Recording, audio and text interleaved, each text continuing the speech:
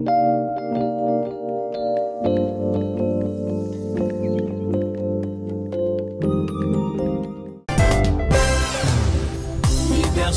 engagement, responsabilité, intégrité. Mokolo tongona asengeli atosa, otobengana ba anti-valeur. Merci honorable Alexis Moutanda. Mesdames et messieurs, bonjour et bienvenue dans cette émission spéciale sur la situation qui prévaut dans l'Est de la République démocratique du Congo. Nous sommes à Goma, Ituri, Sud Kivu. Il ne se passe aucun jour. Tous les jours qui passent, il y a des tueries. Il y a des déplacés par milliers. Des femmes sont éventrées. Des richesses pillées. Et pourtant, il y a plus de 4 ans, l'association Les Amis d'Alexis Moutanda Ngoïmwana, Adam, n'a jamais cessé de parler de cette situation qui prévaut dans l'Est de la République démocratique du Congo. Raison pour laquelle nous avons voulu approcher M. Alexis Moutanda Ngoïmwana et son association pour qu'il nous parle un peu qu'est-ce qui se passe dans l'Est de la République démocratique du Congo, surtout dans la partie orientale, comme vous le savez. Des groupes armés qui pullulent, qui tuent, qui pillent les richesses naturelles. C'est pour cette raison, Grace Mouteba et Fred Mbwangi et moi-même, nous sommes heureux sur ce plateau de recevoir M.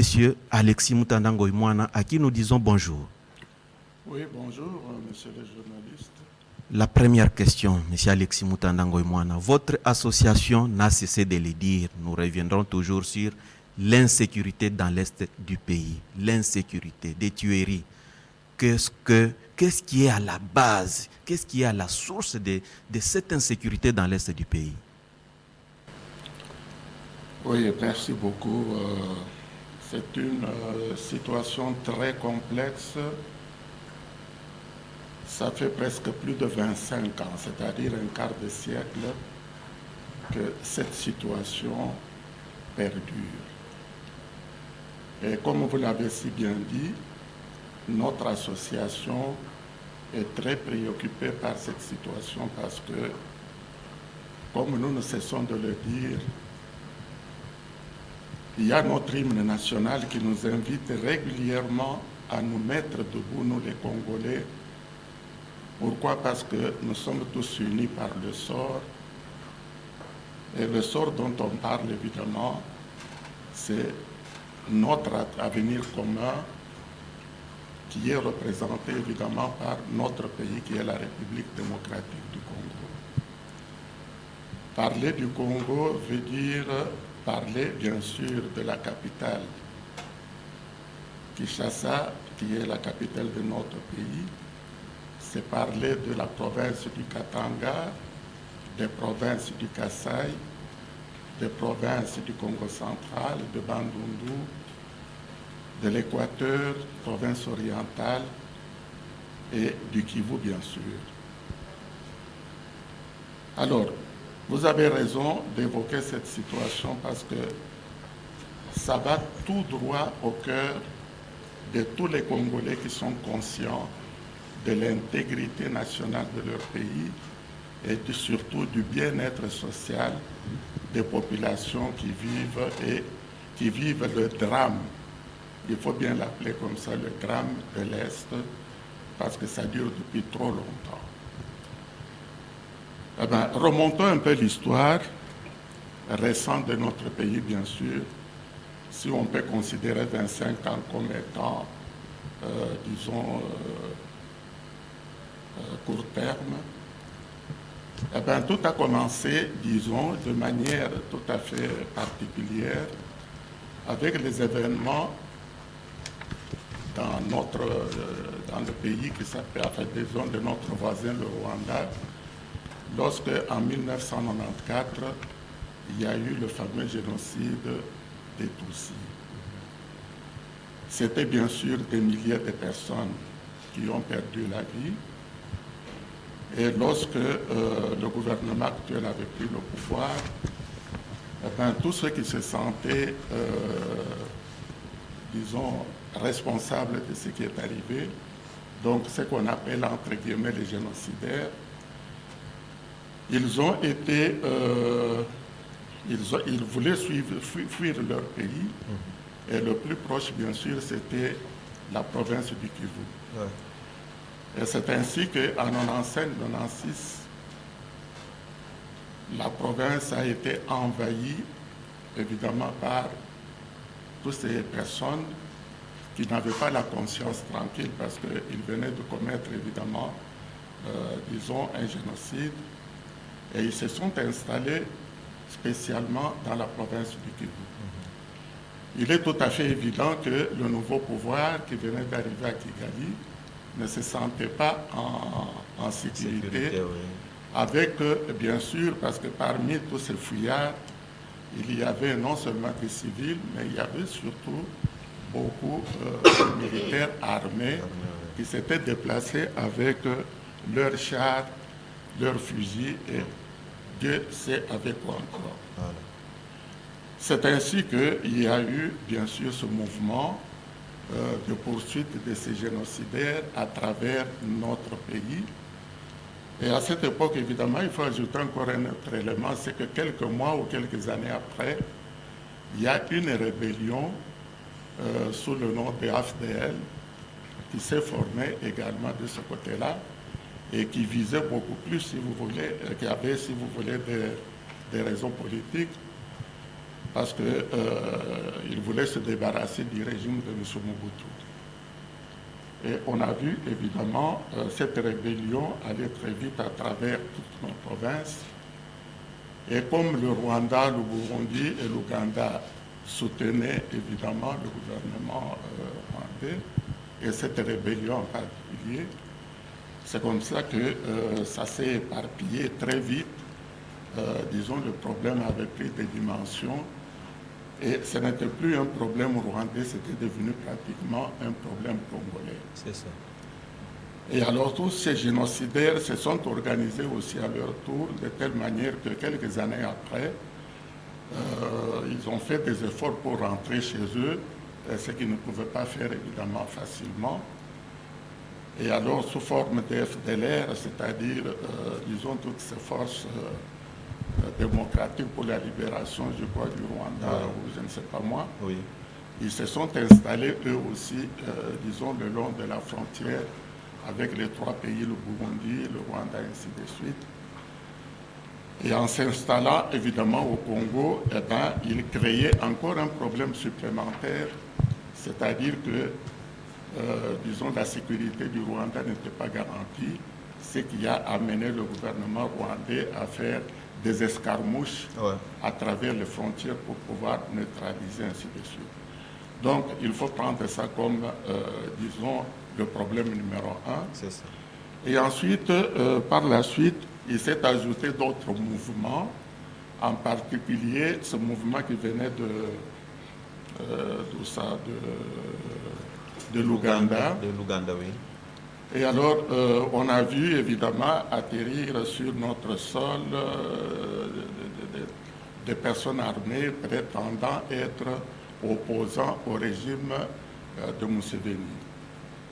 Et comme par hasard, ces groupes opéraient beaucoup plus sur le territoire congolais plutôt que sur le territoire ougandais. Et cela dure depuis des années. Et ces groupes armés, évidemment, qui sont, je ne sais pas commandés par qui, ils ont commencé même à s'attaquer aux civils et jusqu'à présent, ce sont des villages et des civils, des femmes et des enfants qui sont victimes de tous ces mouvements et on n'a jamais compris spécialement pour quelles raisons, au lieu de combattre leur régime dans leur pays, au contraire, ils opèrent pratiquement de manière régulière et depuis plusieurs années sur le territoire congolais en s'attaquant bien sûr à des populations civiles. À ce mouvement, il faut ajouter aussi, disons, les mouvements rebelles au gouvernement burundais qui eux aussi opèrent toujours sur le territoire congolais et on n'a jamais su également pour quelles raisons Et puis, au pays même, il y a eu également d'autres rébellions comme les M23, etc. Des mouvements contours, bien sûr, très incertains parce que personne n'a jamais pu définir correctement ce mouvement. Et alors, comme par hasard, tous ces mouvements étaient combattus aussi par certains mouvements aussi, parce que c'est toujours des mouvements qui peuvent s'appeler Maïmaï, qui peuvent s'appeler des mouvements d'autodéfense. D'autodéfense, etc.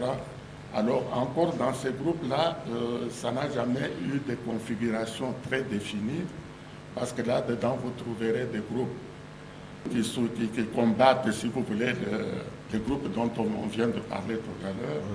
Et tout comme aussi, il y en a qui combattent le gouvernement ou plutôt le régime de Kinshasa. Donc ça devenait un peu, si vous voulez, très confus parce qu'on ne sait pas qui fait quoi, etc., d'une manière précise. Et alors, le gouvernement de Kinshasa a réagi à tout cela en envoyant bien sûr l'armée nationale pour apaiser l'est du pays. Et encore une fois, on sait un peu très bien comment nos troupes agissent à travers le temps. Et ils se sont adonnés aussi à beaucoup d'irrégularités, disons.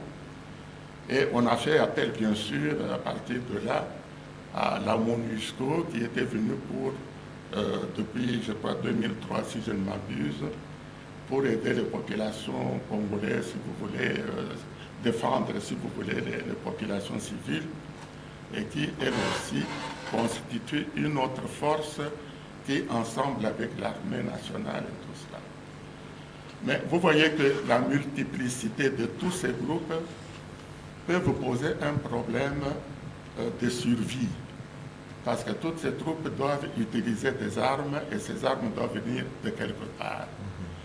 Ensuite, tous ces mouvements doivent également survivre sur le plan alimentaire, ce qui veut dire qu'ils doivent avoir des ressources financières qui peuvent les aider à survivre. Et puis ensuite, tous ces mouvements également ont besoin de quelques territoires où ils peuvent se retrouver ou se réorganiser après, de telle manière qu'à un moment donné, ça devient une situation tellement confuse, une nébuleuse qu'on ne sait pas définir.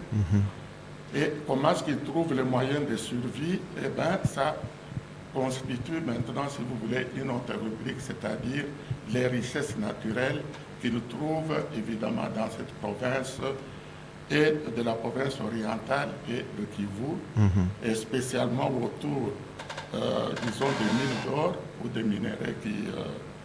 et puis ensuite, surtout, le coltan qui est devenu évidemment, disons, une richesse qui est très florissante. Donc, de telle manière que tous ces petits groupes et ces petites troupes, y compris même, si vous voulez, des éléments de notre armée, sans parler de certaines de nos populations, même de nos villages, qui deviennent complices dans tout cela parce qu'il y a également cet élément qui constitue, disons, des moyens artisanaux, si vous voulez, pour survivre et pour continuer les opérations. OK. Et alors, derrière tout cela, bien sûr, avec le temps, il y a des multinationales qui trouvent également leur intérêt là-dedans, de telle manière qu'ils deviennent maintenant des tireurs de ficelles, les manipulateurs, évidemment, au très haut niveau, qui tirent les ficelles pour tirer aussi profit de cette situation.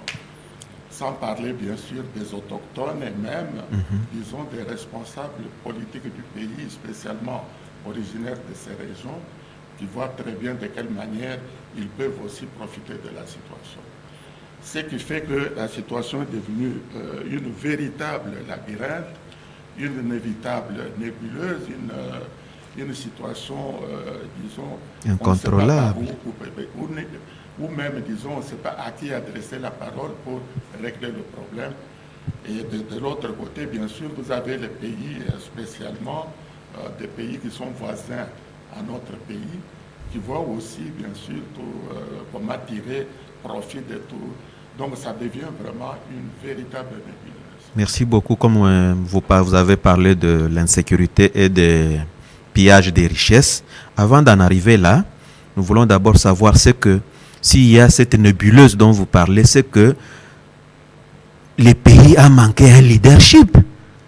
Comment tous ces mouvements-là peuvent entrer facilement au Congo? Donc il n'y avait pas un leadership que vous avez toujours l'habitude d'évoquer. Exactement. C'est pour cette raison que j'ai parlé un peu des richesses, n'est-ce pas, de la province qui sont pratiquement à la disposition un peu de tout le monde. Mais parlons par exemple du coltan ou même de certaines mines d'or et tout cela. Eh bien, si le pouvoir de Kinshasa s'était bien organisé d'une manière systématique, comme ils l'ont fait dans certaines provinces, installer des grandes usines avec des investisseurs bien connus, eh bien, on pouvait contrôler, si vous voulez, la sortie ou plutôt l'exploitation de toutes ces richesses.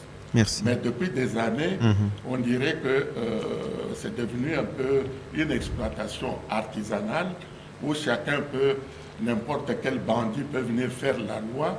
Et c'est ainsi que, disons, depuis plusieurs années, il y a des disputes autour de... Et il y a même des responsables militaires, des responsables politiques, et surtout les pays voisins, bien sûr, qui voient comment tirer profit de cette situation, alors qu'ils tirent des ficelles, et entre-temps, bien sûr, c'est toujours les populations civiles qui payent, disons, le prix le plus fort. Parce qu'à l'est du pays, si vous pouvez mourir par balle, c'est encore une mort. Mais le plus souvent, c'est, disons, c'est avec des armes blanches, des machettes. Vous passez à la machette ou bien au couteau, etc. Donc des morts atroces. Et les femmes enceintes, évidemment, n'échappent à tout cela. Parce que non seulement on tue la mère, mais on ouvre le ventre pour prendre le bébé qui a là-dedans. Vraiment. Et alors les enfants, bien sûr, n'en parlons pas. Que ce soit des filles ou des garçons, etc. Donc c'est une situation insupportable pour un pays, disons, qui prône la démocratie et puis et surtout qui prône le bien-être social des populations. Et alors, bien sûr, vous parlez de leadership, mais en réalité, et comme on dit, il n'y a jamais de mauvaises troupes, il n'y a que de mauvais chefs. Depuis plus de 25 ans, il y a des groupes étrangers qui viennent opérer sur notre territoire, mais on n'a jamais vu un effort de nos autorités aller vers le gouvernement rwandais ou le gouvernement ougandais ou burundais pour pouvoir trouver, si vous voulez, des solutions, disons, des solutions communes. Donc ça veut dire qu'il y a une certaine complicité, et cette complicité, bien sûr, c'est surtout les multinationales qui tirent maintenant des tireurs de ficelles et qui commencent à tirer des ficelles. Merci. Parce que c'est une source évidemment d'enrichissement ici. Merci beaucoup. Comme vous avez évoqué les groupes armés, voyons maintenant comment ces groupes armés-là se créent. D'où viennent-ils ces groupes armés-là? Merci beaucoup, monsieur le journaliste. Le président l'a bien dit que depuis 2 décennies maintenant, la République démocratique du Congo fait face à de nombreuses atrocités, des violations des droits de l'homme, des violations des droits internationaux humanitaires qui favorisent l'insécurité dans l'est de la République démocratique du Congo, notamment dans la région du Nord Kivu, Sud Kivu, l'Ituri et les Maniema. Cette situation sécuritaire est marquée par la présence de plusieurs groupes armés, tant étrangers que les autochtones. Pour expliquer la présence de ces différents groupes armés, il faudrait alors remonter depuis le temps, comme le président l'a dit, depuis 1994, lors du génocide rwandais.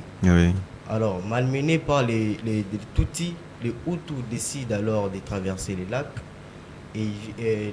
la RDC, et ils viennent s'installer au Kivu, dans la République démocratique du Congo.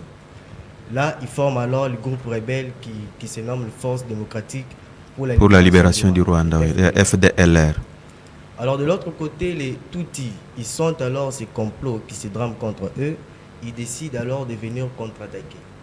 Et ils viennent aussi ici en RDC et ils commencent encore des affrontements. c'est ainsi que les FDLR s'est répandu encore dans le Kivu de la République dans la République démocratique du Congo.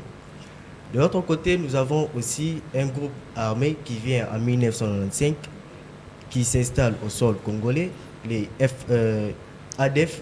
Les ADF, oui. Oui, Forces démocratiques et alliées, qui viennent aussi, ils s'installent aussi en République démocratique du Congo.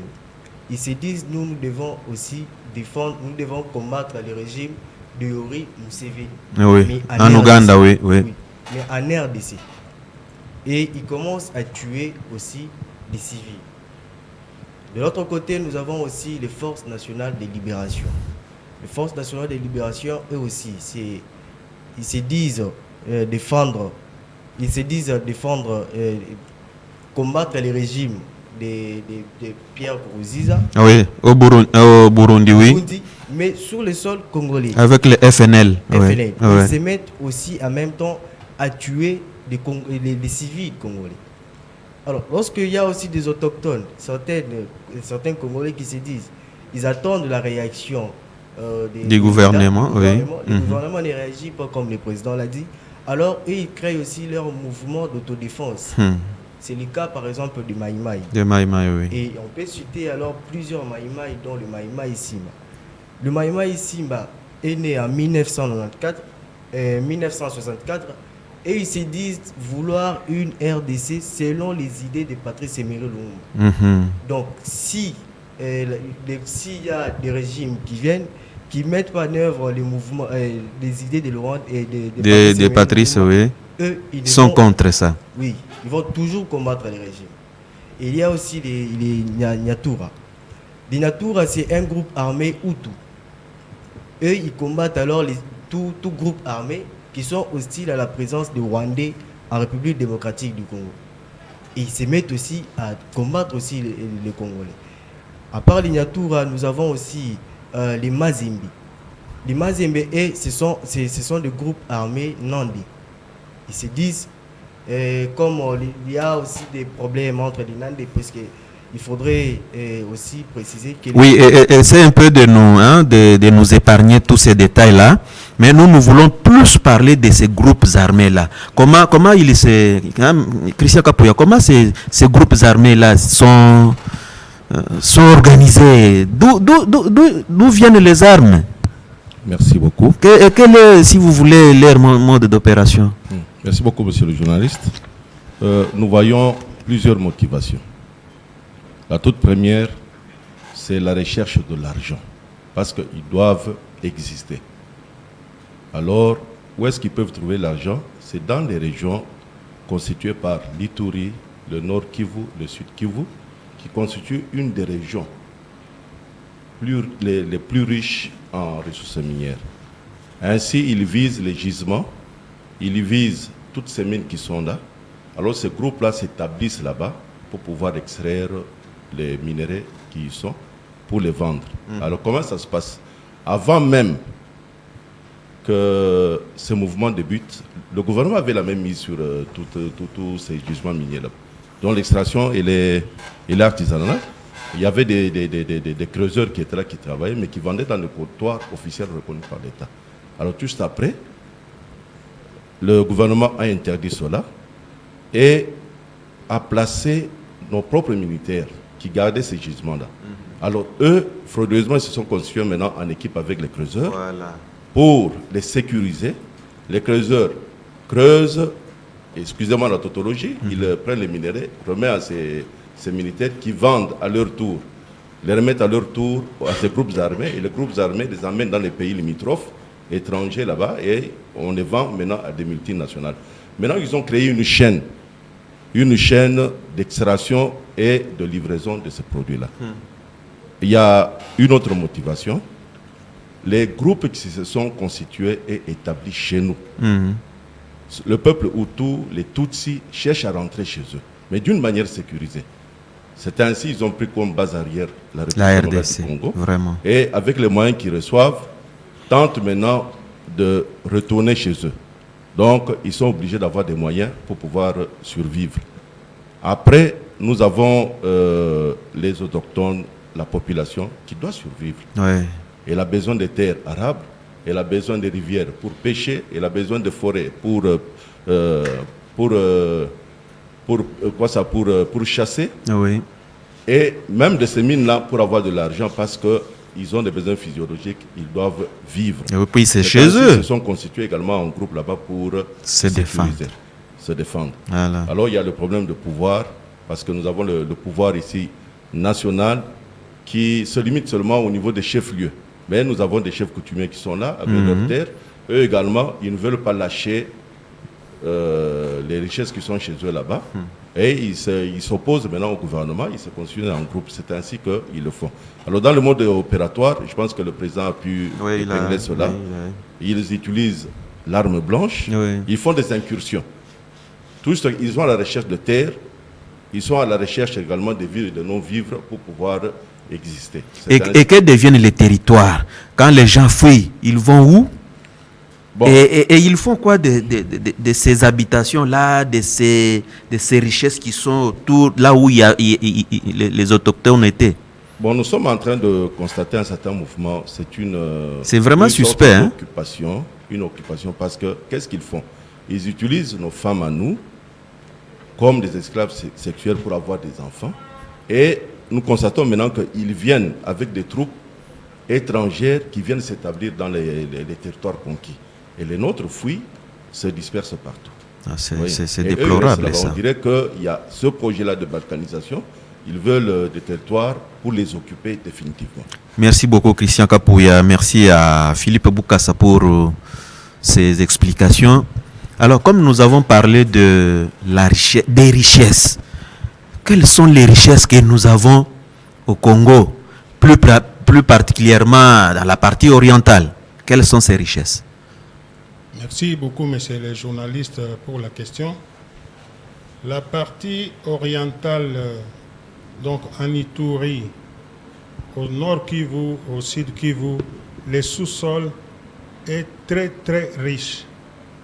Je crois que nous sommes victimes de la richesse de notre sous-sol. Dans les sous-sols de cette partie où les massacres sont connus tous les jours, on trouve la cassitérite. La cassitérite constitue 15% des réserves mondiales dans notre pays. Avec cette cassitérite, quand on l'extrait, on a l'oxyde d'étain. L'étain a remplacé le plomb dans l'usage courant. Avec cet étain, on fabrique les emballages des emballages alimentaires, on fabrique le fer blanc, et on l'utilise aussi dans les circuits des ordinateurs pour faire les circuits intégrés dans les récepteurs. Il y a plusieurs applications. Bon, le deuxième minerai pour lequel nos frères et sœurs sont massacrés au nord Kivu, au sud Kivu et en Ituri, nous pouvons aussi citer l'or. L'or, à l'époque, a été produit par une société qu'on appelait Kilomoto. Maintenant, depuis que cette société a connu des difficultés, maintenant c'est l'exploitation artisanale qui se fait là sur place. Et depuis que l'exploitation artisanale est en cours, on utilise les femmes pour tamiser l'or, pour le triage. On utilise les enfants. Les enfants, au lieu d'aller à l'école, on les utilise dans les mines d'or. Et puis ces enfants-là, au lieu de leur donner les moyens normaux de protection individuelle, comme les masques respiratoires, l'équipement qu'il faut, ils travaillent avec des moyens rudimentaires. Ces enfants sont appelés à entrer dans les galeries souterraines. Des fois, il y a des inondations qui sont provoquées par les infiltrations d'eau. La respiration y est très difficile et ce qui fait mal, c'est en cas d'éboulement, il y a des fois ces enfants sont enterrés sous terre, sans tombe, pour commémorer leurs morts. Et puis, dans tous ces commerces-là, il y a les groupes armés. Oui, les groupes armés, je ne vous coupe pas la parole. Les groupes armés, on a suffisamment parlé de ça. Parlez-nous un peu de ces produits qui font trop de bruit, les coltans. Nous voulons que vous puissiez insister sur les coltans, comme nous les voyons sur les images d'ailleurs. Hein, on nous montre à quoi ressemblent ces coltans-là. Les coltans, c'est le troisième produit pour lequel je vais m'étendre. C'est le produit le plus important. On l'appelle l'or noir. C'est à cause de ce produit que nous connaissons tout ce que nous vivons aujourd'hui, tout ce que le président a donné en introduction et tout ce que mes collègues de Adam viennent de parler aussi. Le coltan, c'est un minerai radioactif d'abord. Et puis, quand on l'extrait, le coltan, c'est aussi l'abréviation, colombo-tantalite. Quand on l'extrait, on a des sous-produits, les colombium, les nobium et les pentoxydes de tantale. C'est le troisième produit où il y a le tantale qui est très souhaité dans le monde moderne. Avec ces produits qui résistent beaucoup à la température, avec ces produits qui a l'extrême dureté et qui a l'extrême, disons, résistance dans la fabrication des choses, il a un bon comportement contre la corrosion. Maintenant, avec ces produits, je vais m'étendre. On fabrique les premiers produits pour lesquels, dans le monde entier, nous avons les téléphones cellulaires. Oui. Vous tous, ici, vous avez 1 ou 2 téléphones cellulaires. Aujourd'hui, on vit même la miniaturisation. Ces produits sont dans le monde entier. Donc, les grands lobbies, les grandes usines les trouvent comme un produit hautement stratégique. Stratégique, oui. C'est ainsi que tous les tireurs de ficelles dont on a parlé ici, tous les creuseurs, les intermédiaires qui sont là, ce sont des intermédiaires congolais, étrangers, et puis dans nos pays limitrophes. Ces intermédiaires-là, ils suivent les instructions de leur donneur d'ordre, qui est la communauté internationale. Ce sont des multinationales. Les tireurs de ficelles. Les tireurs de ficelles dont on a parlé ici. Comme le président l'a bien dit, qu'il y a toute une pyramide. Exact. Le Conseil de sécurité des Nations Unies avait listé 80 sociétés qui exploitent notre coltan ici. Et il n'y a pas de traçabilité dans tout ça. Il n'y a pas aucune traçabilité. 98% de notre coltan sort du pays sans droit de sortie. Et puis, c'est ça qui fait que les groupes rebelles s'entretuent. Ça crée des conflits ethniques d'abord, et puis des conflits fonciers. Un site minier plus riche en coltan, il est attaqué par beaucoup de groupes armés.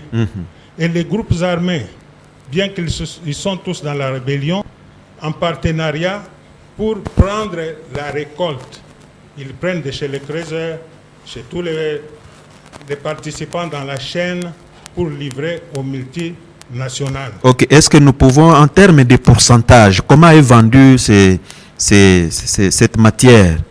De 560% en moyenne. C'est pour cela qu'il est recherché dans le monde entier par les multinationales. Je vous informe aussi qu'avec le coltan, on fabrique les transistors, on fabrique les diodes, on fabrique les réacteurs d'avion, on fabrique aussi les fusées et l'armement comme les roquettes. Donc, dans la téléphonie cellulaire, c'est là où le coltan est très recherché dans notre pays. C'est celui pour lequel nous souffrons aujourd'hui.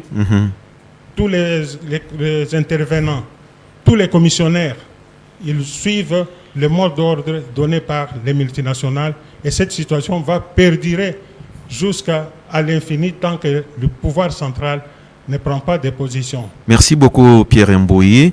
Voyons à quoi ressemblent les coltans. On parle de coltan, mais c'est quoi? Voyons les images et puis on revient tout de suite. Le mot coltan est une abréviation pour colombite tantalite. On extrait 2 matériaux de ce minerai, le tantal et aussi le niobium. C'est le tantal qui est surtout prisé quand on extrait du coltan. Ce métal a une très grande résistance à la corrosion. On l'utilise entre autres pour fabriquer des condensateurs, des composantes que l'on retrouve dans nos téléphones intelligents, nos ordinateurs et nos voitures électriques.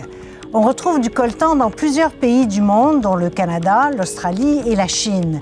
Mais c'est la région du Kivu, en République démocratique du Congo, qui a la part du lion. Ces richesses ont toutefois un revers. Le coltan est considéré comme un minerai qui alimente les conflits, comme les diamants du sang. Les organisations non gouvernementales qui travaillent dans la région du Kivu, dont Médecins sans frontières, font un lien direct entre l'exploitation des mines de coltan et la violence dans la région.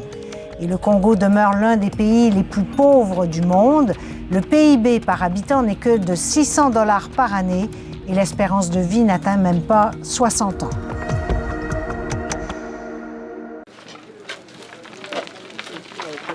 Fungamwaka, une mine à l'est du Congo. Ces hommes travaillent pour que nous puissions téléphoner. Ils extraient du coltan, indispensable à la production de téléphones mobiles.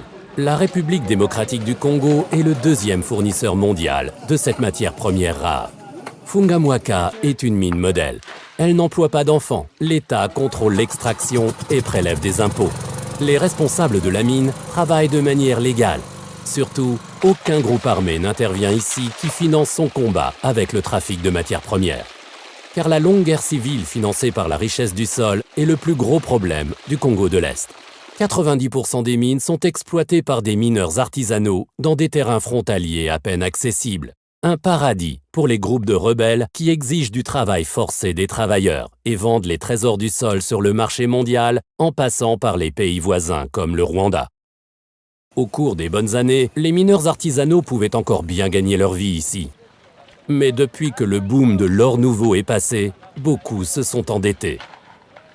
Je n'ai rien gagné du tout jusqu'à présent. Au lieu de ça, j'ai toujours dû emprunter de l'argent au patron pour payer ma licence de mineur, le loyer ou la nourriture.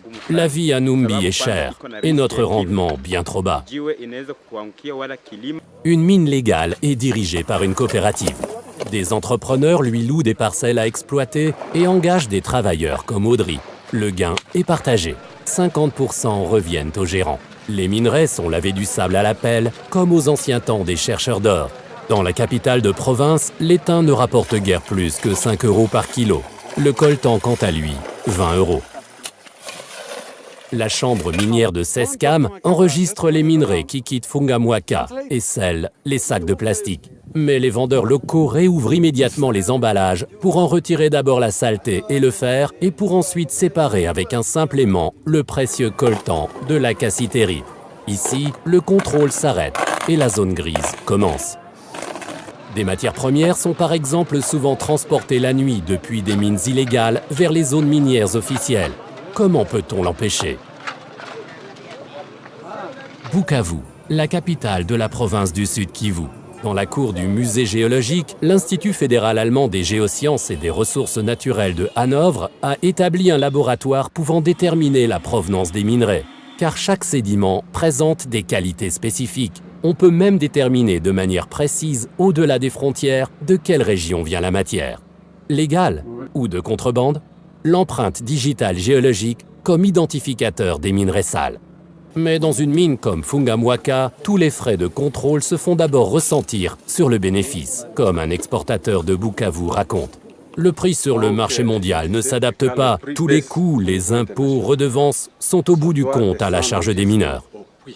C'est pourquoi Misereor et d'autres organisations européennes de développement demandent une intervention de l'Union européenne.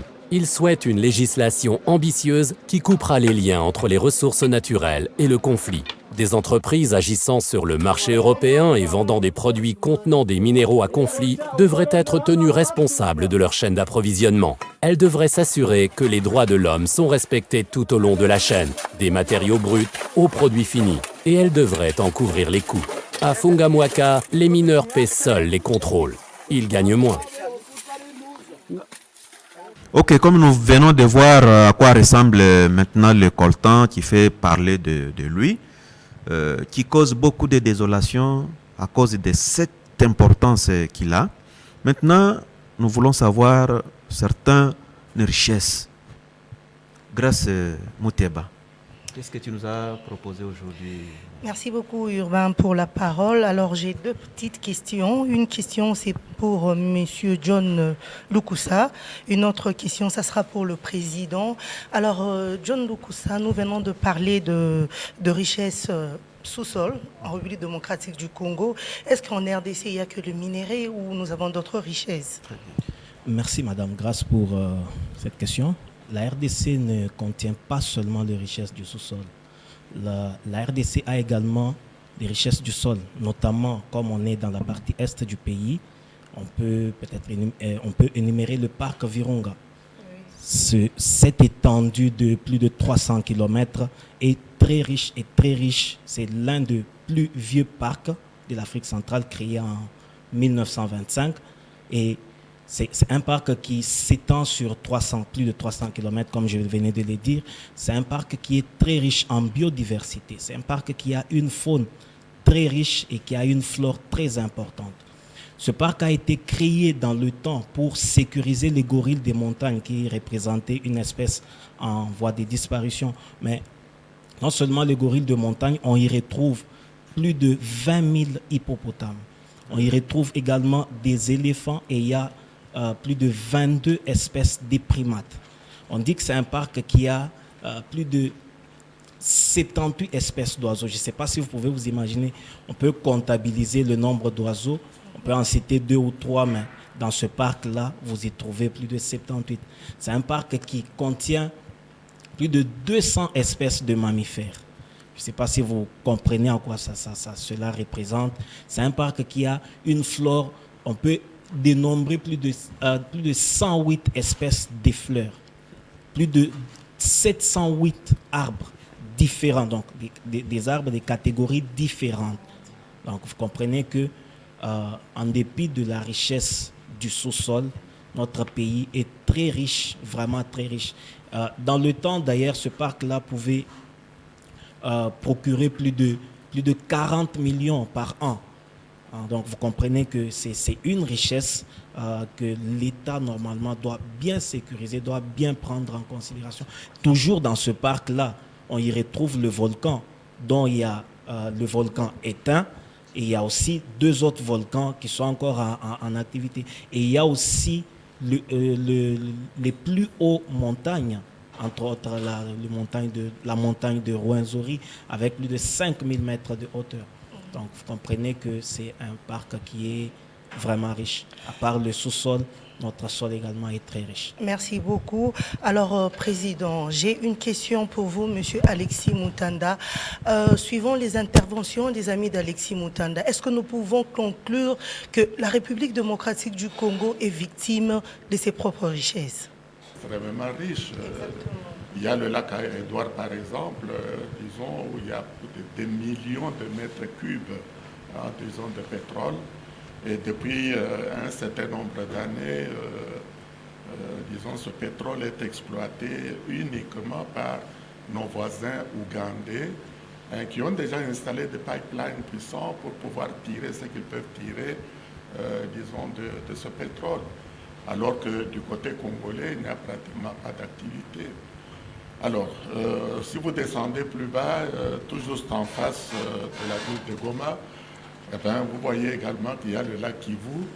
Et depuis des années également, on avait découvert que c'est plein de gaz méthane.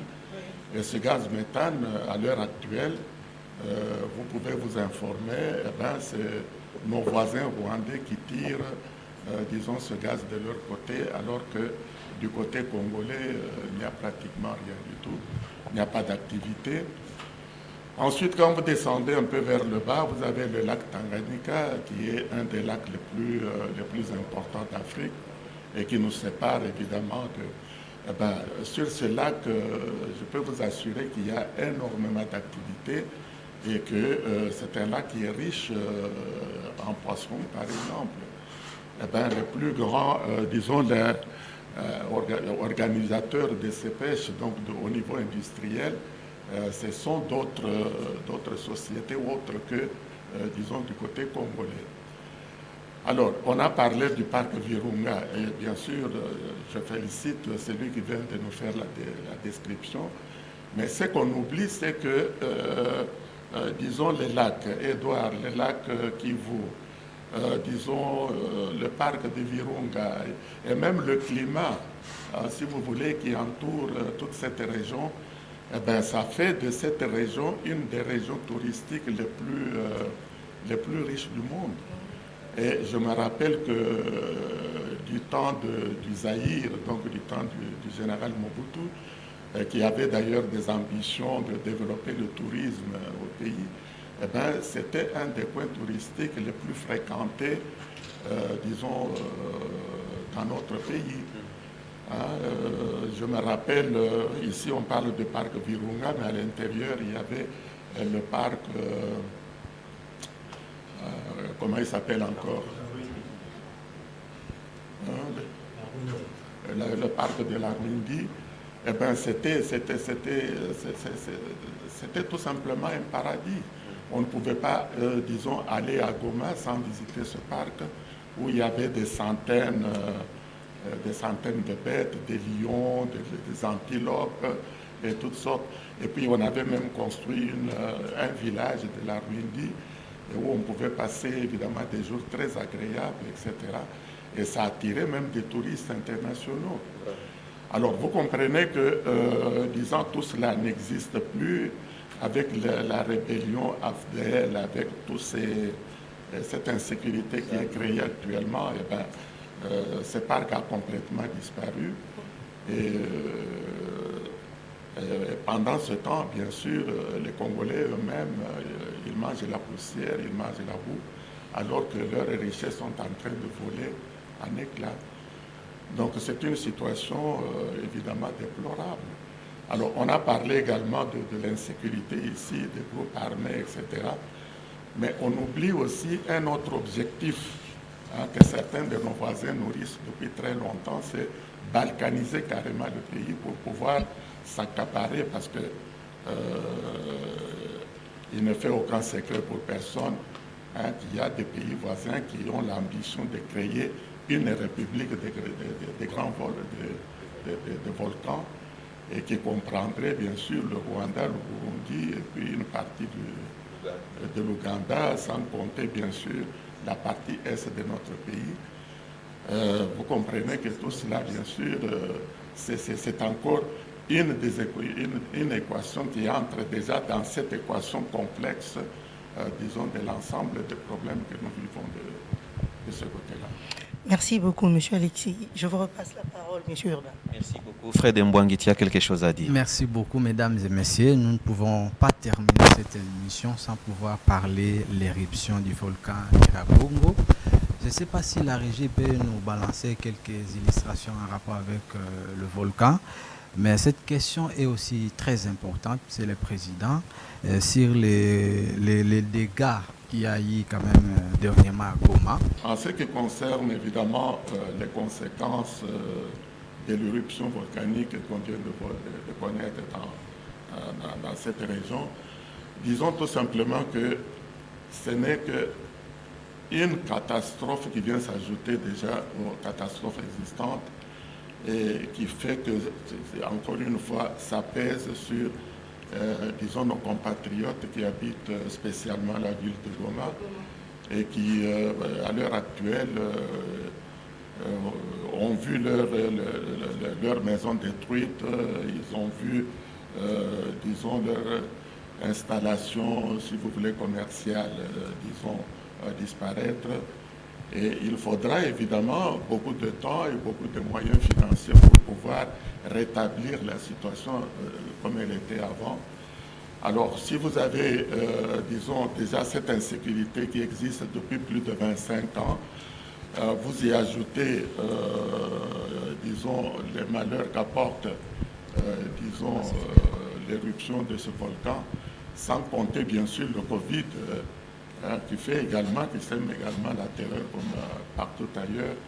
Alors vous pouvez comprendre, disons, ces populations et ces compatriotes de cette région, évidemment, comment c'est un véritable enfer qu'ils sont en train de vivre, ce qui demande, bien sûr, disons, de l'aide, n'est-ce pas, qui peut venir non seulement des autorités, même, disons, des populations, ou plutôt des personnes de bonne volonté, parce que c'est une situation pratiquement insupportable. Merci beaucoup, Monsieur le Président, parce que nous avons Pacifique Ngoï qui va nous parler également de les statistiques selon les années sur le lac Kivu. Je ne sais pas si vous avez quelque chose à ajouter là-dessus. Les statistiques s'agissant des éruptions volcaniques du Nyiragongo. Effectivement. S'il faudrait remonter dans le temps, à partir de 1884, on dénombre à peu près 19 éruptions. Mais de 1977 jusqu'à maintenant, il y a eu 5. Mais les plus graves, c'est celle de 77, bien sûr, celle de 2002 et celle de 2021, du 22 mai dernier ici. Pour ce qui est de l'éruption de 1977, il y a eu près de 2000 personnes qui étaient tuées par la lave. En 30 minutes seulement, 2000 personnes ont été tuées. Et si l'on vient à celle de 2002, il y a eu 250 personnes. Et la dernière éruption du 22 mai ici, il y a eu 32 personnes qui ont été dénombrées dans les statistiques du gouvernement. Donc nous sommes en train de voir au fil des années, au fil des éruptions, le Nyiragongo est en train de tendre vers son extinction. Mais aussi, au fil des éruptions, nous voyons la population qui est en train de s'adapter à cette vie. Vous savez, on ne peut pas se plaindre d'avoir le volcan à côté de nous. C'est quelque chose de naturel que nous avons trouvé et que nous allons laisser après notre mort. On doit seulement savoir vivre avec. Et au fil des éruptions, la population est en train de s'habituer à vivre avec le volcan et est en train de prendre des mesures, des propres mesures. Parce que nous savons très bien que notre gouvernement n'a pas pris des mesures réelles pour pouvoir pallier à ces éruptions. La preuve, la population a été surprise d'ailleurs vers 19h et l'éruption, ils devaient choisir entre prendre les enfants, prendre le lit, prendre la télévision, prendre à manger. Donc ils devaient faire des choix très judicieux en cet instant-là pour sauver leur propre vie. La population s'est adaptée à ces choses et bien sûr, vous savez, la ville de Goma, comme le président l'a si bien souligné, c'est un endroit hyper touristique. Dans les années antérieures, c'était quelque chose qui ramenait de l'argent au trésor public. Avec les crépitements des balles, ça a déjà essayé de réduire un peu le taux du tourisme et rajouter encore les éruptions non contrôlées. Vous voyez que ça diminue encore plus l'affluence des personnes vers la ville de Goma. Mais cela ne doit pas décourager en tout cas les populations, vous savez, parce qu'après tout, nous croyons en ce que demain va changer. Vous savez, la grande mission d'Adam, c'est conscientiser la population, conscientiser les leaders. Nous avons notre devise, le leadership qui est en tout cas une notion phare que nous sommes en train de prôner. Et avec un bon leadership au sein de notre gouvernement, nous croyons que non seulement que le crépitement des balles va cesser, mais aussi des mesures vont être prises par rapport aux éruptions et le tourisme pourra encore récupérer son blason jadis terni. C'est en quelques mots en tout cas ce que nous pensons. Merci beaucoup, Monsieur Egben, vous avez la parole. Merci beaucoup, Fred Mbwangi. Mais s'il vous était maintenant demandé, parce qu'il y a des gens qui disent qu'on doit délocaliser une partie de la ville de Goma, quel conseil donnerez-vous peut-être Délocaliser la ville de Goma serait accorder à nos adversaires ce qu'ils sont en train de demander. Comme le président venait de l'évoquer, depuis plusieurs décennies, nous sommes enclins à une menace de balkanisation. Ils veulent créer la République des volcans. Et quand on dit République des volcans, nous savons très bien que la RDC a 6 volcans. Donc ce sera essentiellement la partie de la RDC qui sera prise. Donc ceux qui sont en train de promouvoir cette idée, je pense que s'ils ne sont pas influencés par des forces extérieures, alors ils sont dans l'ignorance. Parce que délocaliser la ville de Goma, vous savez, Goma, au-delà d'être un cadre touristique, c'est une ville géostratégique. Et sur le plan de la politique dans la région des Grands Lacs, mais même aussi en Afrique. Si on déplaçait Goma, on laisserait et le lac Kivu au Rwandais, et le Nyiragongo, les volcans, et même le parc des Virunga, qui sont des richesses. Exploiter le gaz méthane dans le lac Kivu, c'est une très grande richesse. Le parc des Virunga, une très grande richesse, et dans le tourisme, et même dans ce qui concerne la viande. Et si on prend le lac Édouard, il y a la richesse en matière de poissons. Donc délocaliser la ville de Goma, ce serait en quelque sorte abandonner notre richesse aux autres. Mais nous allons proposer. Nous, Adam, nous avons réfléchi, nous avons pris du temps et nous avons proposé certaines mesures aux autorités. Si cette éruption a causé des dégâts, même les précédentes, c'est parce que premièrement, il n'y a pas eu des mesures qui pouvaient envisager une éruption dans les jours à venir. Vous savez, l'Observatoire de volcanologie de Goma est en train de dire, dans les 5 précédents mois, ils étaient à court de financement à cause de ce que la Banque mondiale avait arrêté de les financer. Nous pensons qu'au-delà d'être le manque de bonne volonté de la Banque mondiale ou de nos autorités, c'est un manque de leadership, un manque de vision. Quand on sait que nous travaillons dans un secteur aussi sensible comme le domaine de la volcanologie, on doit savoir anticiper les choses. On doit savoir anticiper les événements. Et je crois bien que les éruptions, ce n'est pas du jour au lendemain que la lave se forme, le magma se forme dans le cratère et directement il y a éruption.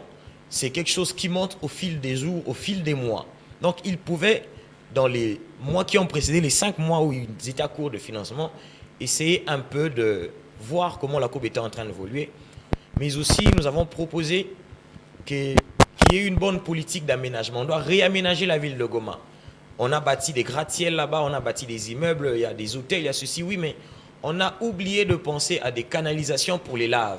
Vous savez, Goma, c'est une très belle ville proche du volcan. On doit savoir que, puisque c'est proche du volcan, coûte que coûte, il y aura toujours des laves qui vont venir par là. Merci beaucoup Ngoï Pacifique. Nous sommes en train de chuter. Merci vraiment. Je comprends que vous avez vraiment fait des recherches. Vraiment. Ça nous donne vraiment... on peut même aller au-delà du temps qui nous est imparti, mais comme il nous reste 10 minutes, nous accordons maintenant la parole au président de l'association Les Amis d'Alexis Moutanda qui nous disent quelle est maintenant la position de Adam par rapport à l'insécurité qui gangrène l'Est du pays et par rapport maintenant à l'humanisme à cause de cette éruption volcanique qui a eu à Goma et nous allons chuter par là. Bon, ce que nous pouvons dire, c'est tout simplement tirer des conclusions à partir de l'analyse qui vient d'être faite.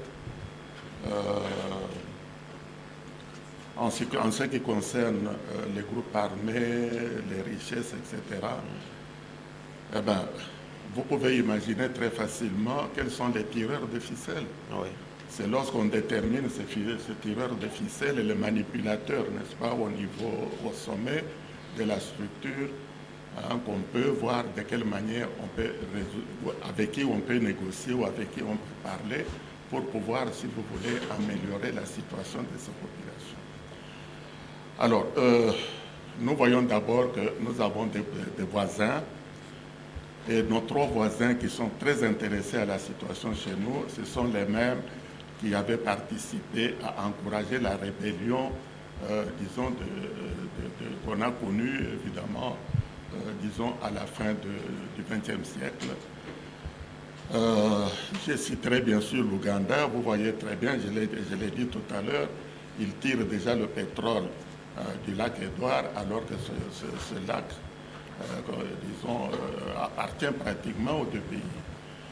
Ensuite, vous voyez que dans l'analyse qu'on vient de faire, que tous ces artisans, ou plutôt ces exploitants artisanaux, disons dans les mines d'or ou dans des minéraux comme le coltan, ils traversent la frontière pour vendre, disons, leurs produits de l'autre côté. Non seulement pour l'Ouganda, également pour le Rwanda et le Burundi. Ensuite, vous avez l'organisation internationale, la MONUSCO que nous avons dans notre pays depuis plus de 20 ans maintenant, et qui a été organisée à un moment donné pour, disons, pour protéger, pour la protection de nos populations civiles. Mais vous pouvez comprendre que cette MONUSCO, lorsque vous allez à New York, eh bien, ce sont les pays du groupe du Conseil de sécurité, oui. Mais ce sont pratiquement les pays qui constituent ce Conseil de sécurité. C'est dans ces pays là-bas que les multinationales disons, qui sont intéressés à des richesses, ou plutôt au trafic des richesses que nous venons de dire, sont implantés. La plupart des multinationales, c'est dans les pays industriels. Et ce sont ces pays industriels qui font partie du Conseil de sécurité. Et c'est le Conseil de sécurité qui pratiquement, disons, gère, si vous voulez, la MONUSCO qui est avec nous. Alors vous pouvez comprendre évidemment les dilemmes qui se posent à ces gouvernants qui sont d'abord dans le Conseil de sécurité, c'est-à-dire ils gèrent les Nations Unies, et de l'autre côté, il y a, disons, des multinationales implantées dans leur pays et qui font de très bonnes affaires en encourageant évidemment le trafic des minéraux dont on parle ici. Oui. Et par conséquent, ils encouragent également en même temps, disons, de renforcer tous ces groupes terroristes, n'est-ce pas, qui sont à l'est du pays. Oui. Alors, vous comprenez quand même la tâche du gouvernement congolais. Voilà, avec l'état des sièges aussi. Oui. Dans cette nébuleuse, Oui. et de savoir qui fait quoi pour pouvoir traiter avec qui, afin de, disons, neutraliser, si vous voulez, toutes ces forces négatives et arriver, si vous voulez, à créer la paix dans cette région. Donc, un mot sur l'état des sièges, Président, puisque nous sommes en train de chuter. Oui, mais justement, le gouvernement fait... Vous savez, vous ne pouvez pas arriver à trouver une situation qui a été entretenue pendant des années, hein, parce que cette situation dont nous parlons ici remonte à plus de 20 ans, plus de 25 ans. Oui. Donc tous ces réseaux se sont installés, les manipulateurs se sont installés, les tireurs de ficelles, etc. Et puis il y a, disons, des circuits bien établis avec des multinationales qui gèrent des milliards, etc. Et puis il y a les vendeurs des armes également qui sont très actifs de ce côté-là. Alors vous pouvez comprendre, et puis il y a également des nationaux, aussi bien politiques que hommes d'affaires, etc., qui sont impliqués également dans cette histoire. Alors lorsque vous arrivez, que vous regardez cette nébuleuse et que vous voulez y apporter la lumière et la paix, eh ben, je peux vous assurer que vous ne pouvez pas résoudre ces problèmes du jour au lendemain. C'est ça. Donc, il y a encore du chemin à parcourir. C'est vraiment, disons, il faut d'abord marcher, n'est-ce pas, en faisant attention, parce que vous pouvez... donc, déjà, avec cette initiative, vous avez vu qu'on a utilisé l'armée nationale pendant des années, on a utilisé les troupes de la MONUSCO, on a organisé des opérations conjointes, etc. Et chaque fois, vous savez, ça n'a jamais apporté la solution. Alors maintenant, on essaie avec l'état des sièges, avec l'état des sièges où les militaires vont faire face à ces groupes armés. Mais je ne crois pas qu'ils puissent arriver à trouver la solution dans 1 mois ou 2 mois ou 3 mois. Il faut du temps. À mon avis, il faut du temps. Et surtout, il y a des interlocuteurs qu'il faut découvrir et avec qui, disons, on peut parler d'une manière responsable et trouver alors, si vous voulez, une solution à longue échéance. Parce que ceux qui sont intéressés aux ressources minières sont là, et ils sont comme des éperviers en train de regarder à gauche, à droite. Il y a ceux qui sont intéressés beaucoup plus par, disons, par les problèmes de la balkanisation, parce qu'ils ont besoin des territoires. Alors plus vous éliminez les gens, plus ces gens quittent leur région, les laissent vides, et tout cela, vous savez, ce sont des calculs à long terme. Et ça veut dire que les solutions, au grand mot, évidemment, il faut trouver également des grands remèdes. Mais à mon avis, il faudrait évidemment le concours, disons, de tout le monde. Et il faudrait que tous les Congolais, dans leur ensemble, se mettent, disons, derrière les efforts du gouvernement. Parce que c'est un problème national, c'est un problème de survie nationale. Okay. Et ça intéresse tous les compatriotes, parce que nous sommes tous unis par le même sort et que, disons, le développement de notre pays ne peut pas se concevoir sans la région de l'Est, tout comme toutes ces richesses qui appartiennent, disons, aux Congolais, ne puissent pas être dilapidées comme on est en train de le voir à l'heure actuelle. Merci beaucoup, mesdames et messieurs. C'est par ces mots du président, cette conclusion, que nous mettons au point final à cette émission qui a connu le concours de Grace Mouteba, à qui je dis merci. Fred Mbouangi, merci. Merci beaucoup. Merci à Diampitissa, merci à Bomboussa qui nous ont aidés de l'autre côté de la baie vitrée. Au revoir et à très bientôt. Leadership, engagement, responsabilité, intégrité. Mokolo tongona asengeli ya tosa, otobengana ba anti-valeur. Merci honorable Alexis Moutanda.